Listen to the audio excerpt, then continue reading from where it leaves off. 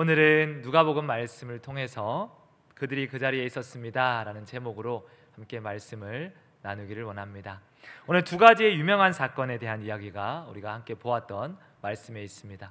첫 번째는 노아의 홍수에 대한 이야기, 노아 시대, 그리고 또 하나는 아브라함 시대 소돔에 대한 이야기가 말씀 가운데 나와 있습니다. 이 두 말씀의 특징을 오늘 27절, 29절 끝절에 이렇게 얘기하고 있습니다. 그들을 다 멸망시켰느니라. 멸망당한 시대의 이야기, 이렇게 생각하면 될 것 같습니다. 그러면 왜 그들이 멸망을 당했을까? 그들이 왜 심판을 당할 수밖에 없었을까? 우리 말씀을 찾아보면서 함께 우리가 이유를 보도록 하겠습니다. 창세기 6장 5절 말씀입니다. 노아 시대 때 사람들이 어떠했는가 성경이 이렇게 증언하고 있습니다. 함께 읽겠습니다.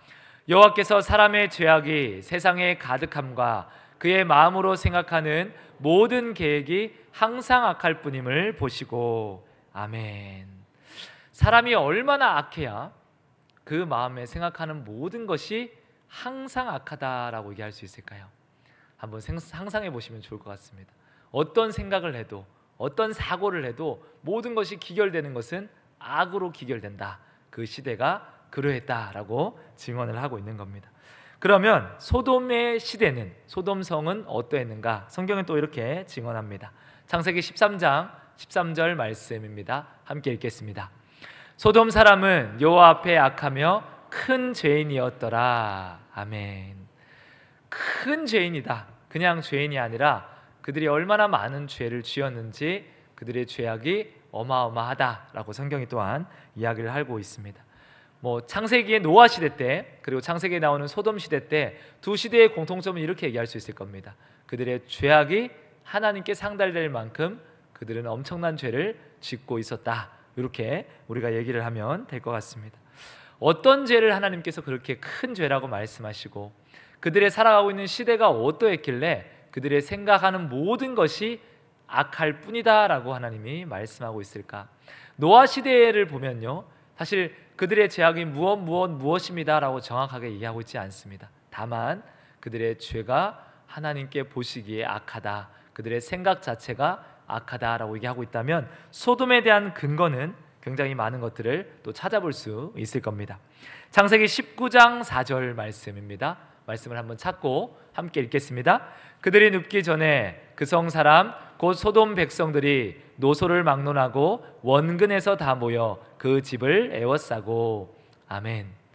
이 지금 사건은 롯을 구원하기 위해서 하나님께서 천사를 보내시죠. 천사가 롯의 집에 와서 너는 속히 이곳을 떠나라. 이 지역이, 이 성이 멸망을 당할 것이다 라는 이야기를 합니다. 사람들이 천사가 롯의 집에 들어가는 것을 보았어요. 그리고 소문이 납니다. 뉴페이스가 왔다. 새로운 성에 사람이 입주가 되었다. 우리가 그 사람을 만나러 가자. 그래서 성경의 말씀에 보니 원근을 무시하고 멀고 가깝고를 따지지 아니하고 멀리 있는 사람도 가까이 있는 사람도 노소를 막론하고 나이 든 사람이나 젊은 사람들이나 상관없이 그 성에 모였습니다. 무엇을 하려고 모였을까요? 천사를 끌어내라. 우리가 동성애를 하겠다라고 얘기하죠. 우리가 그와 상관을 하겠다, 성관계를 하기 위해서 모였습니다. 우리가 보통은 죄를 짓다가도 옆에 있는 누가 오면은 죄를 짓는 것을 정상적인 사람이면 부끄러워서 멈춥니다. 근데 이 사람들이 같이 약속한 게 아닙니다. 한 명씩 천사를 보고 그 밤에 내가 그와 함께 동성애를 해야겠다라는 생각으로 사람들이 모여든 거죠. 옆에 있는 사람, 뒤에 있는 사람, 옆에 있는 할아버지, 옆에 있는 누구 집 아들 서로 막 모여들면서 서로의 얼굴을 확인했습니다. 보통은 부끄러워서 도망가거나 숨어야겠죠. 근데 죄가 얼마나 만연했던지 이 사람들이 서로를 보면서도 함께 가서 우리가 그와 동성애를 하겠다라는 이야기를 하고 있는 겁니다.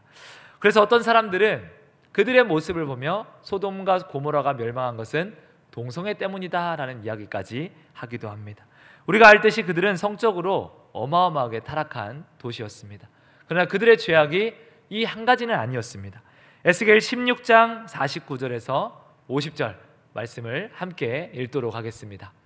내 아우 소돔의 죄악은 이러하니 그와 그의 딸들에게 교만함과 음식물의 풍족함과 태평함이 있으며 또 그가 가난하고 궁핍한 자를 도와주지 아니하며 거만하고 가증한 일을 내 앞에서 행하였음이라. 그러므로 내가 보고 곧 그들을 없이 하였느니라. 아멘. 그들의 죄악에 대해서 그들이 아무 걱정이 없고 태평하고 풍족한 삶을 계속 이어가니까 사람이 정말로 아무것도 뭔가 아쉬운 게 없는 상태가 되면요, 주로 죄악 가운데로 달려갑니다. 풍족하고 만족한 상태가 되니까 죄를 짓기 시작했고, 가난한 자들과 약한 자들을 무시하며 돌보지 않기 시작했고, 가증한 일을 하나님 앞에 행하였다라고 얘기합니다. 이때 가증하다라고 표현된 이 언어는 토에바라는 단어이고요, 이 단어는 역겨워서 구토를 유발할 만큼 더럽고 악취가 나는 행위입니다. 얼마나 그 성 사람들이 더러운 죄악들을 행했든지 하나님이 그들을 보면서 내가 구토가 날 정도로 그들의 죄악이 더럽다라고 얘기하죠. 사회 전체적으로 성의 전체의 모든 사람들이 이 죄악 가운데 만연해서 아주 익숙해져 있었습니다. 그러니까 어떤 동성애 하나의 죄가 아니라 사회의 죄가 너무나도 가득하니까 그들의 열매 가운데 동성애라는 성적인 타락까지 이어졌다라고 볼 수 있는 겁니다. 노아의 시대도 다르지 않았습니다. 그 시대가 얼마나 죄가 만연했던지 모든 사람들이 그 생각하는 것이 악하다라고 얘기하죠. 어떤 시대가 돼야 생각이 약할까요? 우리가 앞을 봐도 옆을 봐도 뒤를 봐도 미디어를 봐도 세상을 봐도 누군가의 책을 보고 가르침을 받아도 그 모든 것이 이미 타락한 거죠. 그래서 내가 은연중에 어떤 사고를 하든 어떤 생각을 하든 타락한 생각밖에 할 수가 없는 지경에 이른 겁니다. 지금 노아의 시대가 그런 시대다라고 얘기를 합니다. 결론적으로 보면 하나님이 그 시대를 보면서 이렇게 말합니다. 내가 그들에게 할 수 있는 것이 심판밖에 없다. 내가 그들에게 줄 수 있는 것이 멸망을 시키는 것밖에 없다. 그들은 이 땅에 더 있어봤자 악한 생각을 할 뿐이다 라고 하나님께서 결정을 합니다. 그런 지역이 성경에 보면 많이 있죠. 하나님의 심판이 임한 곳이 많이 있습니다. 그리고 그와 아주 비슷한 곳이 하나 있는데 그곳을 큰 성 니느웨다 라고 또 이야기를 하고 있습니다. 요나서 1장 2절 말씀입니다. 함께 말씀을 읽도록 하겠습니다. 너는 일어나 저 큰 성읍 니느웨로 가서 그것을 향하여 외치라. 그 악독이 내 앞에 상달되었음이니라 하시니라. 아멘. 악한 독이, 악독이 하나님께 상달되었다라는 것은 그 성에도 어마어마한 죄악이 있었다라는 겁니다. 그래서 사람들이 핍박을 당하고 억울한 호소가 하나님께 올라가서 이제 그들의 죄악이 더 이상 참을 수 없을 지경이 되었다. 내가 그들을 심판하겠다라는 이야기가 오늘 요나서 1장 2절에 나와 있습니다. 동일한 이야기입니다. 창세기에 나와 있는 그 지역들의 이야기나 요나서에 나와 있는 니느웨의 이야기나 동일하게 내가 그 지역을 심판하겠다. 그들의 죄악을 내가 참지 못하겠다. 이것이 하나님의 말씀입니다. 그런데 결과는 엄청난 차이가 있습니다. 소돔 땅은 멸망을 했습니다. 그리고 노아 시대 때 노아를 제외한 모든 사람들은 멸망을 당했습니다. 그런데 니느웨 성은 멸망당하지 않고 구원받음을 보게 됩니다. 우리는 그 차이를 살펴보아야 합니다. 왜 두 지역의 차이가 있는가? 또 질문을 좀 더 확장해 보면요, 어떤 시대는 정말로 타락한 시대 같은데 하나님이 심판하지 않는 시대가 있습니다. 그런데 또 어떤 시대는 그렇게까지 타락했나라고 싶은데 또 하나님이 어마어마한 심판의 멸망을 그 땅 가운데 행하기도 하십니다. 그 차이가 어디에 있을까요? 하나님이 무엇 때문에 어떤 땅은 구원하기도 하시고 어떤 땅은 심판으로 멸망 가운데 버려두기도 하실까요? 그 질문에 대한 말씀을 함께 찾고 나누기를 원합니다. 창세기 6장 2절입니다. 노아 시대 때 사람들의 모습을 또 우리가 좀 찾아볼 수 있습니다. 함께 읽겠습니다. 하나님의 아들들이 사람의 딸들의 아름다움을 보고 자기들이 좋아하는 모든 여자를 아내로 삼는지라. 아멘. 노아 시대 때 두 분류의 사람들이 있었다라고 성경이 얘기하죠. 한 분류는 하나님의 아들들, 그리고 또 한 분류는 사람의 딸들, 이렇게 얘기를 하고 있습니다. 여기에 대해서는 어마어마한 해석들이 많이 있습니다.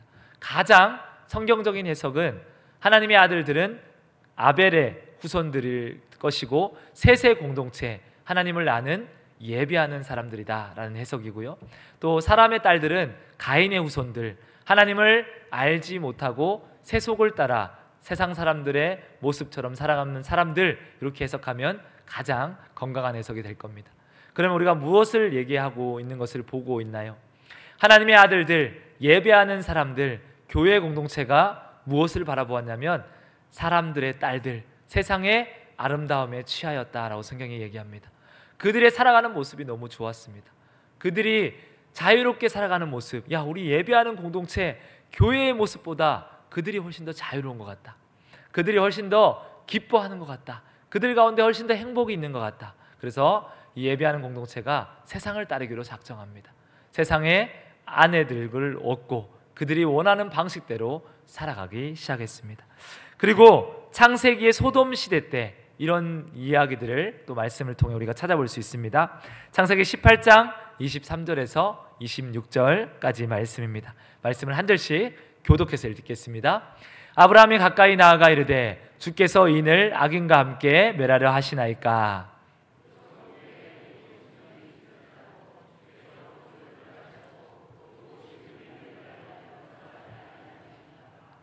주께서 이같이 하사 의인을 악인과 함께 죽이심은 부당하오며 의인과 악인을 같이 하심도 부당하니이다.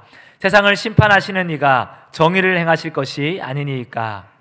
여호와께서 이르시되 내가 만일 소돔 서뭇 가운데에서 의인 50명을 찾으면 그들을 위하여 온 지역을 용서하리라. 아멘. 하나님께서 용서할 마음이 있으셨습니까? 없으셨습니까? 있으셨습니다.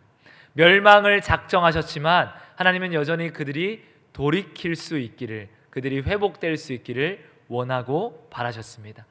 아브라함이 그래서 하나님께 묻습니다. 하나님, 의인이 50명이 있는데 그 땅을 멸하는 것은 하나님의 정의와 공의에 마땅하지 않지 않겠습니까? 그러자 하나님께서 50명이 있으면 내가 그들을 용서하겠다라고 얘기하십니다. 그러면 하나님 45명은 어떻습니까? 하나님이 용서하겠다라고 얘기하시죠. 30명은 어떻습니까? 그래도 용서하겠다. 20명은 어떻습니까? 그래도 용서하겠다. 아브라함이 마지막으로 묻습니다. 하나님 화내지 마시고 마지막 한 번만 더 제가 여쭙겠습니다. 의인 10명이 있으면 어찌하겠습니까? 하나님이 말씀하십니다. 의인 10명이 있으면 내가 그 땅을 용서하겠다라고 이야기하죠. 아브라함 마음 가운데 든든한 마음이 있었을 겁니다. 내 조카 롯이 그 땅에 살고 있고 롯이 있고 롯의 아내가 있고 롯의 또 딸들이 있으니 충분히 예배하는 공동체 의인 10명은 있을 것이다. 그래서 하나님께 더 이상 묻지를 않습니다. 편안한 마음으로 자기 있는 곳으로 돌아갑니다. 결과는 어찌 되었습니까? 그 땅이 멸망했습니다. 노아 시대 때도 마찬가지입니다. 하나님께서 그 땅을 직노함으로 멸망시켜 버리십니다. 그 땅들의 공통점은 어디에 있습니까? 그 땅들이 구원받은 땅과 어떤 차이가 있는지를 혹시 아시겠습니까? 오늘 읽었던 창세기 6장과 18장의 말씀을 보며 그 땅의 심판의 이유가 어디에 있습니까? 창세기 6장 2절에 나오는 하나님의 공동체는 세상으로 빠져들어 더 이상 자신들의 목소리를 낼 수 없는 지경에 이르렀습니다. 분명히 노아 외에 하나님을 알고 예배하는 사람들이 있었을 겁니다. 그것을 하나님의 아들들이다 라고 성경이 표현을 합니다. 근데 그들이 세상의 사람들의 딸들과 그 아름다움에 취함으로써 더 이상 구별되지 못하였습니다. 마찬가지입니다. 소돔성에 롯이 있었지만 지금 천사들이 왔을 때 동성애를 하자고 수많은 사람들이 몰려드는 그 모습을 보며 우리가 분명히 한 가지를 볼 수 있을 겁니다. 롯이 아무런 신앙 공동체의 영향력을 가지고 있지 못하는구나. 아무런 하나님의 진리의 말씀에 대해서 전할 수 없는 자리에 그가 서 있구나. 그래서 하나님은 심판을 작정하셨습니다. 누군가는 심판하시고 어떤 땅은 심판하지 않는 그 차이가 어디에 있습니까? 예배 공동체에 있습니다. 예배 공동체가 그곳에서 하나님의 말씀을 전하고 있는가? 아니면 예배 공동체가 타락해서 아무런 목소리를 전할 수 없는 지경에 이르러 있는가? 그들이 더 이상 구별되지 못하는가? 그 차이에 하나님이 진노하시기도 하고 하나님이 기다리시기도 한다라는 겁니다. 그러나 더 이상 그 시대는 전할 수 있는 사람들이 없어졌습니다. 공교롭게도 노아 시대 때 누구만 남아 있습니까? 노아의 가족들만 남아 있습니다. 의인 10명이 되지 않는 그 시대. 소돔과 고모라의 시대도 마찬가지죠. 의인 10명이 남아있지 않는 시대. 더 이상 누군가 하나님의 말씀이 진리입니다 라고 선포할 수 있는 사람들이 남아있지 않는 그 시대에 하나님은 심판을 작정하십니다. 하나님은 세상의 타락에는 오래 참으시는 것 같아요. 세상이 정말로 악한 시대, 전쟁을 일으키고 수많은 사람들을 학살하는데도 하나님은 어찌하여 저 사람들을 멸망시키지 않습니까? 우리가 북한 땅만 봐도 그렇죠. 하나님, 저 악한 일가들을 어떻게 멸망시키지 않고 남겨두십니까? 우리의 심정은 그렇습니다. 하나님은 세상의 타락에서는 굉장히 오래 참으시는 것 같아요. 인내하시는 것 같습니다. 그러나 하나님 무엇을 참지 않으십니까? 예배하는 공동체의 타락은 참지 않으십니다. 그 이유가 어디에 있을까요? 우리가 누구로부터 하나님 말씀을 들을 수 있습니까? 교회로부터만 가능합니다. 우리가 누구로부터 복을 받을 수 있습니까? 교회로부터만 복을 받을 수 있습니다. 그런데 교회가 그 말하는 것을 멈추게 되면, 교회가 외치는 자의 소리에 침묵하게 되면 그곳은 더 이상 희망이 없어집니다. 롯은 그 수많은 타락을 보며, 동성애를 보며, 하나님의 토해바라고 얘기하는 토악질이 날 만큼 그 악한 것을 보면서도 그 입술을 다뭅니다. 자신의 안위를 걱정하며 침묵합니다. 그러자 그 땅에 심판이 작정되었습니다. 노아 시대 때도 더 이상 예배하는 공동체, 하나님의 아들들이 힘을 잃었을 때 하나님의 심판이 작정되었습니다. 전하는 자가 없는데 어떻게 그 땅이 돌이킬 수 있겠습니까? 그러므로 그곳의 땅은 생각하는 모든 것들이 악할 뿐이더라 라고 얘기를 하고 있죠. 오늘 살아가는 우리 시대는 어떨 것 같습니까? 그 시대와, 멸망을 당한 시대와 우리 시대를 비교해 보자면 우리가 살아가는 이 시대는 어떤 시대인 것 같습니까? 우리는 조금 더 성적으로 덜 타락하고, 우리는 조금 더 그래도 하나님의 공의와 정의가 흐르는 시대고, 우리는 조금 더 정직한 시대인 것 같습니까? 아니면 그 시대와 별반 다를 것이 없는 것 같습니까? 세상은 점점 더 타락할 뿐이다 라고 얘기합니다. 세상은 타락으로 치닫고 있습니다. 빛이 오기 전에 어둠이 더 짙어지는 것처럼 우리 주님께서 다시 오시기 직전까지 세상은 점점 더 어둠을 향해서 달려갈 것입니다. 그렇다면 지금의 우리의 시대나 그 시대나 별반 차이가 없다라고 우리가 이야기할 수 있을 겁니다. 그런 세상 가운데 그럼 예배하는 공동체는 무엇을 하고 있는가? 오늘 이 시대를 살아가는 한국교회, 조국교회는 무슨 메시지를 이 땅에 선포하며 증거하고 있는가? 어떤 말들이 그들 가운데 울려 퍼지고 있는가를 우리가 보아야 하고 우리 스스로를 돌아보아야 합니다. 이 땅에 한참 유행했던 메시지는 기복신앙이었습니다. 예수 믿으면 잘 됩니다. 예수 믿으면 복 받습니다. 예수 믿으면 사업이 성공을 합니다. 예수 믿으면 건강합니다. 예수 믿으면 자녀가 잘 됩니다. 물론 그 얘기는 틀린 얘기가 아닙니다. 예수 믿으면 잘 됩니다. 우리가 생각하는 잘됨과 조금 다를 수 있겠지만 예수 믿으면 잘 된다는 것은 변함이 없습니다. 그러나 우리가 세상에서 말하는 기복신앙 정도가 우리의 복음이라면요, 사실은 예수 믿고 잘 되는 것보다 예수 안 믿고 잘 되는 게 훨씬 더 유리할 수도 있습니다. 고3 아이들이 공부를 교회에 와서 봉사하고 헌신하고 주일날 시간을 낭비하는 것보다 1타 강사를 만나서 주일날 공부하는 것이 수능 성적을 올리는데 유리할 수도 있습니다. 우리가 사업을 하는데 예수 믿으면 어떻게 해야 합니까? 정직해야 합니다. 그러니까 속일 수가 없어요. 세금 계산서도 정확하게, 이윤도 정확하게, 사람을 대하면서도 사업은 좀 속이고 적당히 사기도 쳐야 되는데 그럴 수가 없는 거죠. 예수 안 믿은 사람은 거리낄 것이 없습니다. 세금 계산서도 속일 수 있고, 내가 얼마든지 이윤도 좀 적당히 속이고, 사람들을 만나서 안 좋은 제품도 좋은 제품으로 둔갑시켜서 팔 수도 있을 겁니다. 어떤 게 더 유리할 것 같습니까? 세상에서 잘 사는 게 예수 믿어서 잘 사는 게 유리할 것 같습니까? 예수 안 믿어서 온갖 편법과 많은 것들을 내가 더 많은 시간을 사용하면서 살아가는 게 이 땅에서 잘 사는 비결 같습니까? 그건 아마 우리 성도님들이 생각해 보시면 될 것 같습니다. 예수 안 믿고 잘 사는 사람 세상에 수두룩합니다. 예수 안 믿고 성공한 사업가 너무나도 많이 있습니다. 중요한 우리 10대 기업 가운데 예수 믿는 사람보다 예수 안 믿는 사업가들이 더 많이 있습니다. 그것을 우리가 무엇이라고 얘기할 수 있겠습니까? 우리가 단지 기복신앙이라면요, 우리가 외치는 메시지는 소돔과 고모라 성에 있는 롯의 모습과 노아 시대 때 하나님의 아들들의 모습과 사실은 별반 다를 바가 없을 겁니다. 그들의 마지막은 어떠합니까? 노아의 아들들이 세상의 심판이 임할 때까지 알지를 못합니다. 아, 심판이 임하는구나, 그 사실을 깨닫지 못하고 먹고 마시고 심고 장가가고 집을 짓다가 그들이 멸망을 당하였습니다 라고 성경이 이야기를 하고 있습니다. 근데 오늘 구원을 잃은, 심판에 당하지 않은 한 지역이 있습니다. 그 땅이 우리가 함께 보았던 니느웨 성입니다. 니느웨 성은 왜 멸망을 당하지 않았을까요? 심지어 거기는 이방인들의 성입니다. 하나님을 알지 못하는 사람들의 성입니다. 근데 하나님은 거기는 또 참으십니다. 이유가 어디에 있습니까? 그곳은 외치는 자의 소리가 들려졌기 때문입니다. 그곳에는 요나가 있었어요. 너무 전하기 싫어했지만 어쨌든 하나님 말씀에 순종해서 하룻길을 가며 당신들 이제 죽을 거다라는 얘기를 전합니다. 당신들 이제 심판을 당할 겁니다 라는 얘기를 전합니다. 그러니까 사람들이 회개하기 시작해요. 그러니까 세상에 있는 그 사람들이 옷을 찢고 막 애통하기 시작합니다. 하나님이 무엇을 하셨습니까? 심판을 멈추기로 작정하셨습니다. 참 이상하죠. 같이 죄를 지었고 오히려 그들은 이방인임에도 불구하고 하나님은 그들을 살려두십니다. 거기에 무엇이 있기 때문입니까? 예배하는, 하나님의 목소리를 외칠 수 있는 요나가 있었기 때문입니다. 그리고 그들이 그 메시지를 들었기 때문입니다. 우리도 이와 같이 외치는 자의 소리가 되어야 합니다. 우리도 세상의 진리를 외치는 사람들이 되어야 합니다. 저와 여러분이 침묵하고 있다면 세상은 죄가 죄인지를 알지를 못합니다. 깨닫지를 못합니다. 그러므로 우리는 외치는 자의 소리가 되어서 필요한 자리에서 우리의 목소리를 높여야 합니다. 우리가 10월 27일 함께 모이는 이유가 거기에 있습니다.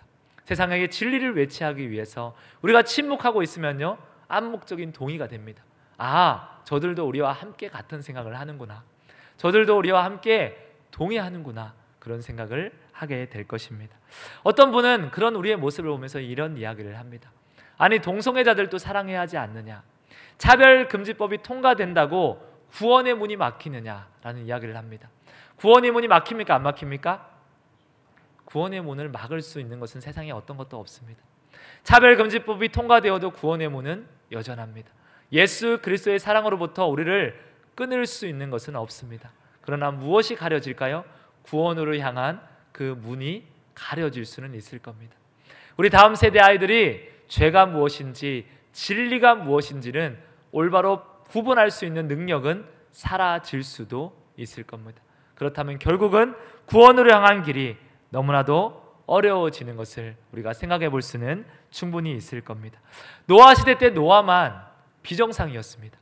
하나님이 심판이 임합니다. 비가 오는데 어마어마하게 올 것입니다. 방주를 만들어야 합니다 라는 이야기를 외치는 노아는 정상인이 아니었습니다. 이제 차별금지법이 통과가 되고 동성애자들이 자유로워지고 세상의 수많은 악법들이 이 땅에 제정이 되면 저와 여러분은 비정상입니다. 우리가 동성애가 죄입니다 라고 얘기하면요, 세상은 우리에게 너희는 비정상이야, 너희는 건전하지 않은 사고를 가지고 있는 불순분자들이야 라고 우리를 향해서 이야기를 할 것입니다. 그런 시대가 되지 않도록 우리는 외치는 자의 소리가 되어야 합니다. 우리는 세상에 진리는 그래도 진리입니다, 예수는 그래도 영원한 구원자입니다, 악은 악입니다 라고 외칠 수 있는 용기와 그 자리가 있어야 합니다.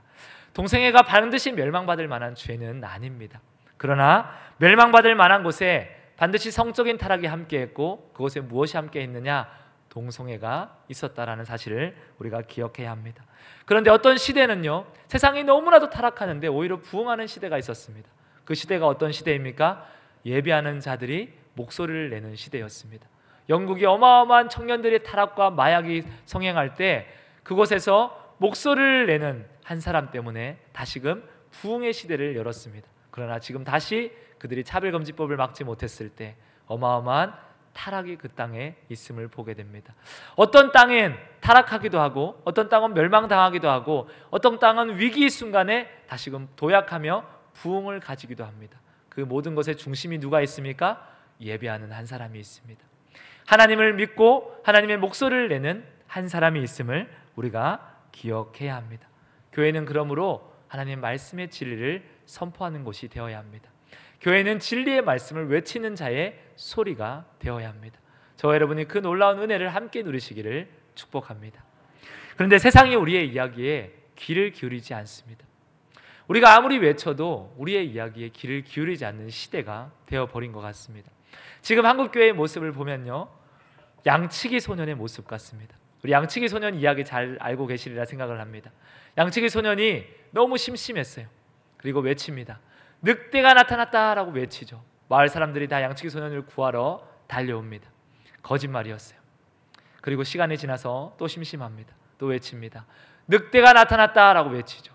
달려와 보니 또 거짓말입니다. 세 번째, 정말로 늑대가 나타났어요. 이 소년이 외칩니다. 늑대가 나타났습니다. 달려오는 사람이 있어요, 없어요? 없습니다. 거짓말인 것처럼 사람들이 받아들입니다. 한국교회가 복음을 외쳤습니다. 진리를 외쳤습니다. 그런데 그 사이에 우리 안에 있는 죄악들의 민낯이 너무나도 많이 드러났어요.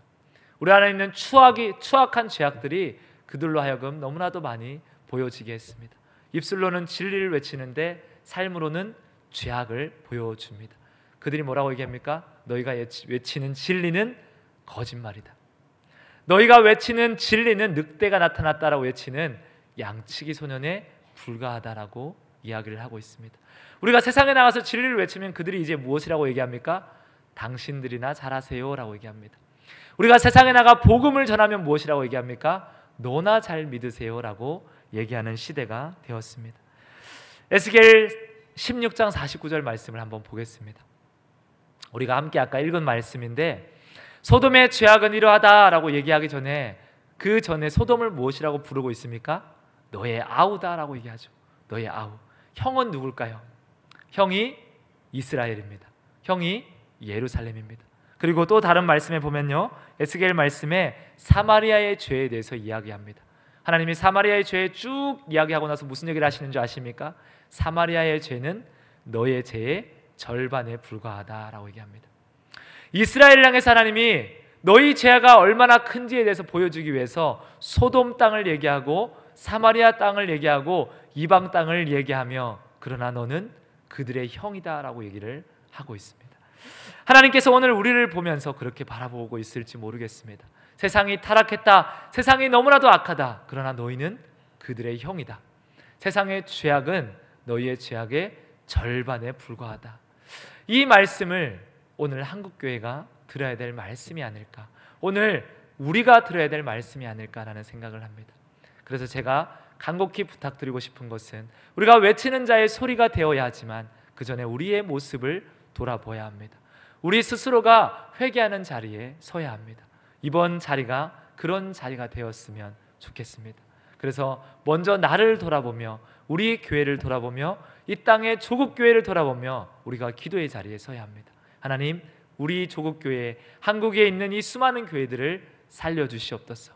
목사님들이 더 이상 타락의 길로 달려가지 않도록, 세상에 취하여서 하나님의 아들들이 사람의 딸들의 즐거움을 취하는 그 악한 곳에 나아가지 않도록 우리를 지켜달라고 우리가 기도해야 합니다.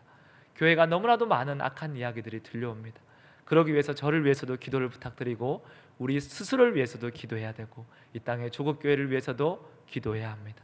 우리가 단순히 외치는 자의 소리는 우리의 입술로만 전할 수 없는 소리입니다. 무엇으로 전해야 합니까? 삶으로 전해야 합니다.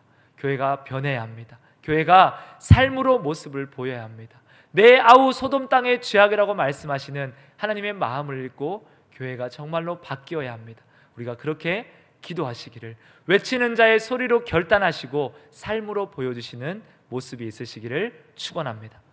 그리고 그럼에도 불구하고 우리는 나가야 합니다. 내가 죄가 있기 때문에, 내가 너무 부끄러운 모습으로 살기 때문에 나는 그러면 자격이 없습니다, 나는 외칠 수가 없습니다 라고 이야기해서는 안 됩니다. 우리의 소리가 필요한 곳이 있다면 그럼에도 불구하고 우리는 그 외치는 자의 소리가 되어야 합니다. 요한복음 8장 7절 말씀입니다. 함께 읽겠습니다. 그들이 묻기를 맞이 아니하는지라 이에 일어나 이르시되 너희 중에 죄 없는 자가 먼저 돌로 치라 하시고. 아멘. 세상이 우리에게 얘기를 합니다. 너희는 죄가 없냐? 이성애자들은 죄가 없냐? 동성애자들이 흔히 하는 이야기들입니다. 너희는 불륜이 없냐? 너희는 음란이 없냐? 너희는 타락이 없냐? 라고 이야기를 합니다. 맞습니다. 우리도 죄가 있습니다. 우리 예수님께서 얘기를 하십니다. 너희 중에 죄가 없는 자들이 가늠한 여인을 향해 돌로 치라. 돌로 칠 수 있는 사람이 있어요, 없어요? 아무도 없습니다. 다 죄가 있으니까. 몰래 음란을 저질렀을 뿐이지, 들키지 않았을 뿐이지 죄가 있으니까 감히 돌로 칠 수가 없는 겁니다. 그 자리에서 다 도망갑니다. 우리 주님이 말씀하십니다. 나도 너를 정죄하지 않겠다. 너를 정죄하는 자가 어디에 있느냐? 아무도 없습니다. 그러나 나도 너를 정죄하지는 않을 거지만 예수님이 사랑의 목소리를 이렇게 말씀하십니다. 너도 가서 다시는 죄를 짓지 말아라 라고 얘기하죠. 예수님이 그 여인을 너무 사랑하셨습니다. 사랑하는 마음으로 그 여인을 품고 이해하셨습니다. 그러나 그 여인의 죄까지 사랑하신 것은 아닙니다. 여기 현장에 돌로 치라라고 말씀하신 그 자리에 누가 남아 있습니까? 아무도 없지만 예수님은 남아 있습니다. 예수님은 그 사랑의 진리의 말씀을 전하기 위해 그 자리에 남아 계셨습니다. 오늘 저와 여러분이 누구입니까? 죄가 있는 군중들입니까? 우리가 그 죄를 무서워서 나도 죄가 있으니 도망가야 하는 사람들입니까? 아니면 우리는 예수님의 말씀을 증거해야 되는 사람들입니까? 우리는 예수를 닮은 그리스도인입니다. 누군가는 그 말을 전해야 합니다. 너를 사랑한다. 그러나 가서 다시는 죄를 짓지 말아라. 진리에 대해서 여전히 남아서 이야기할 사람이 있어야 합니다. 그것이 예수님이셨고 그것이 예수 믿는 저와 여러분이 되어야 합니다. 우리는 죄를 향해서 사랑의 목소리를 낼 수 있어야 합니다. 우리가 죄인이지만 언제까지 죄인의 모습으로 살아가서는 안 됩니다. 저와 여러분을 향해 하나님 끊임없이 하시는 말씀이 무엇입니까? 내가 거룩하니 너희도 거룩하라 라고 말씀하시죠. 우리는 그러면 구별되어야 하고 세상에 구별된 모습을 보여야 합니다. 하나님, 내가 죄가 있지만 구별되고 씻김 받기를 원합니다.